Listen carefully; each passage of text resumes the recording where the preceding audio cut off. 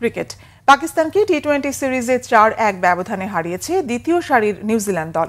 দলের এই সাফল্যে বড় অবদান রেখে ক্যারিয়ারে প্রথমবার আইসিসি টি-20 বোলিং র্যাঙ্কিংয়ে 1 নম্বর স্থানে উঠেছেন কিউই পেসার জ্যাকব ডাফি। নিউজিল্যান্ডের শীর্ষ ক্রিকেটাররা আইপিএলে খেলা নিয়ে ব্যস্ত। এই সুযোগ প্রায় দ্বিতীয় সারির কিউই দলটি পাকিস্তানকে শোচনীয়ভাবে টি-20 এবং ওয়ানডে সিরিজে হারিয়েছে।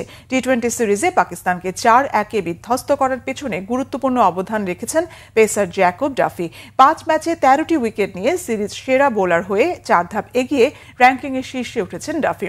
ওয়েস্ট ইন্ডিজের স্পিনার আকিল হোসেন নেমে গেছেন 2 নম্বরে। বোলিংয়ে তৃতীয় স্থানে ভারতীয় স্পিনার বরুণ চক্রবর্তী, চতুর্থ স্থানে ইংল্যান্ডের আদিল রশিদ এবং পঞ্চমে শ্রীলঙ্কার ওয়ানিন্দু হাসারাঙ্গা।